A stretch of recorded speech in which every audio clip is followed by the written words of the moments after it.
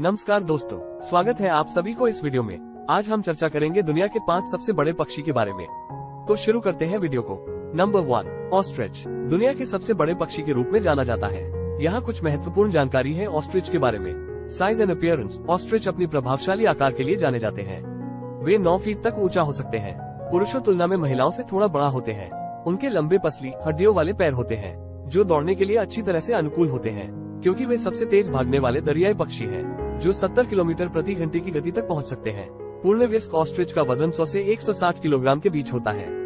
Habitat. Ostrich खुले हुए घास के मैदानों और सवानों के आवासीय होते हैं, और ये अफ्रीका के अर्ध शुष्क क्षेत्रों में बसे हुए हैं, जिसमें मरुस्थली समेत होती है, क्योंकि वे उच्च तापमान और शुष्क स्थितियों का सामना करने के लिए अच्छी तरह से अनुकूल होते हैं।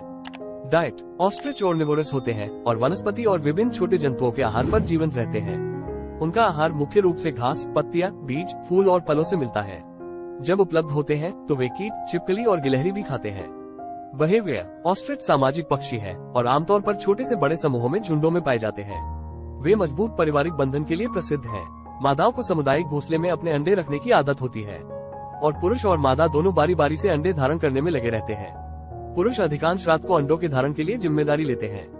Conservation status. ऑस्ट्रिच IUCN की लाल सूची पर कम संकट के जीवों के रूप में दर्ज है। हालांकि कुछ क्षेत्रों में स्थानीय जनसंख्या को आवास की हानि, शिकार और उनके पंखों और अंडों के अवैध व्यापार के कारण खतरा हो सकता है। नंबर 2, दक्षिणी कैसोवरी एक बड़ा पंछी है जो हवाई यात्रा नहीं करता है, और यह न्यू गिनी, पूर्वोत्तर ऑस्ट्रेलिया और कुछ आसपास के द्वीपों के उष्णकटिबंधीय वर्षावनों का निवासी है। यहाँ कुछ महत्वपूर्ण जानकारी है दक्षिणी कैसोवरी के बारे में। Size and appearance. दक्षिणी कैसोवरी ऑस्ट्रिच के बाद दुनिया में दूसरा सबसे लंबा पक्षी है। इसकी ऊंचाई लगभग 5.9 फीट होती है और इसका वजन 55 से 70 किलोग्राम के बीच होता है। इसकी पहचान की खासियत है इसकी ऊंची टोपी, लंबी गर्दन और बलशाली, मजबूत शरीर जो कठोर काली फैदर से ढका होता है। डाइट। कैसोवरी ओर्निवोरस पक्षी का आहार मुख्य रूप से फल, बीज और वनस्पति से मिलता है। वे गिरे हुए फलों, कवक, छोटे सरीसृपों जैसे छिपकलियों और पक्षियों, कीटों और मृत शरीर से भी आहार लेते हैं। उनका आहार व्यवहार उनके आवासीय स्थल में बीज का प्रसार में महत्वपूर्ण भूमिका निभाता है। हैबिटेट। दक्षिणी कैसोवरी घने उष्णकटिबंधीय वर्षावन, झीलें और मंद भूमि के वनों में निवास करती है। उन्हें आवरण के लिए घने वनस्पति से भरी हुई आवासीय स्थल की आवश्यकता होती है, साथ ही पानी के स्रोतों का उपयोग करने की भी। Unique features. दक्षिणी कैसोवरी की एक बेहद चमकदार विशेषता उसकी सिर पर स्थित कास्क है। कास्क एक बड़ा हड्डीय ऊतक है जो केराटिन से ढका होता है, और यह एक सुरक्षात्मक संरचना का कार्य करता है। माना जाता है कि कास्क ध्वनियों को गुनगुनाते हैं और अन्य कैसोवरियों के साथ सिर के दुश्मनी में सुरक्षा प्रदान करते हैं।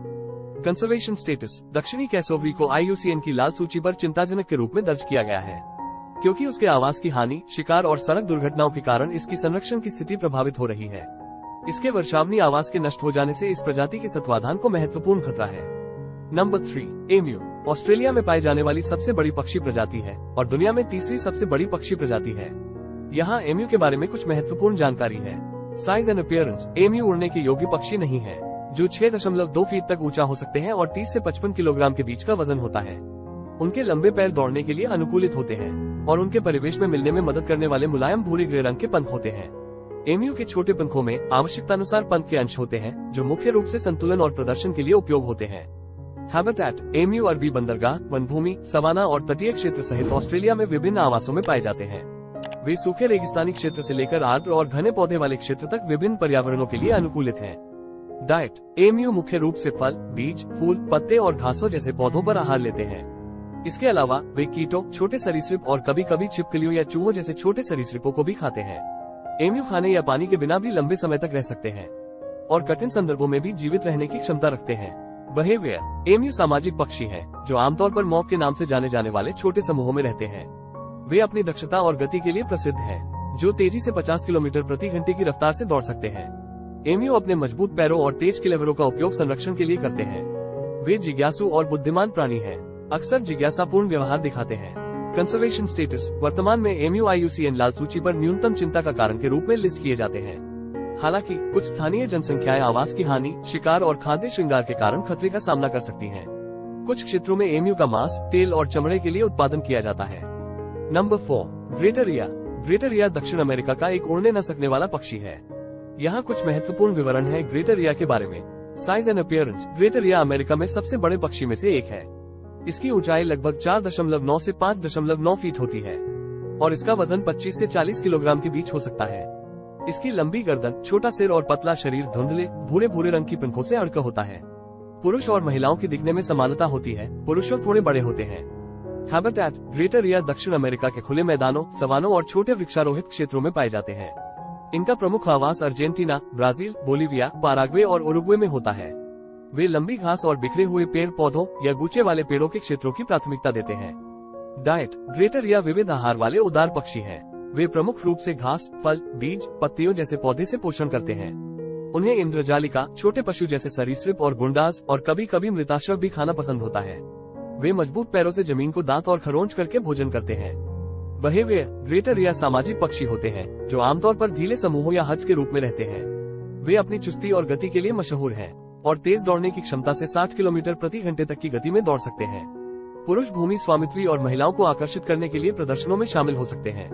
महिलाएं सामूहिक आश्रय में अपने अंडे रखती हैं और पुरुषों का कार्य होता है कि वे अंडों को अंडाधन करें और उनकी देखभाल करें। कंजर्वेशन स्टेटस ग्रेटर रिया को IUCN की लाल सूची पर कम चिंता का विषय के रूप में दर्ज किया गया है। हालांकि स्थानीय आबादियों को भूमि की हानि, शिकार और मानव गतिविधियों के कारण ध्वस्त होने की संभावना होती है। इनके आवासों की संरक्षण के लिए प्रयास किए जा रहे हैं और उनकी दीर्घकालिक संरक्षण सुनिश्चित की जाती है। Number 5 emperor penguin. पेंगुइन की सबसे बड़े प्रजाति है इम्पेरर पेंगुइन और उनकी अद्भुत अवधारणा को कठोर अंटार्कटिका में उपयुक्त बनाने के लिए जाना जाता है। यहाँ इम्पेरर पेंगुइन के कुछ महत्वपूर्ण विवरण हैं। Size and appearance. Emperor penguin की विशेष पहचान काले और सफेद पंख होते हैं।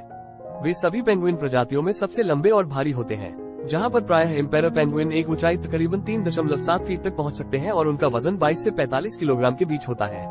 इनके पास एक धारीदार और सुगम शरीर, बड़ा सिर और लंबी कठोर पूंछ होती है। पुरुषों और महिलाओं की दिखावट में समानता होती है।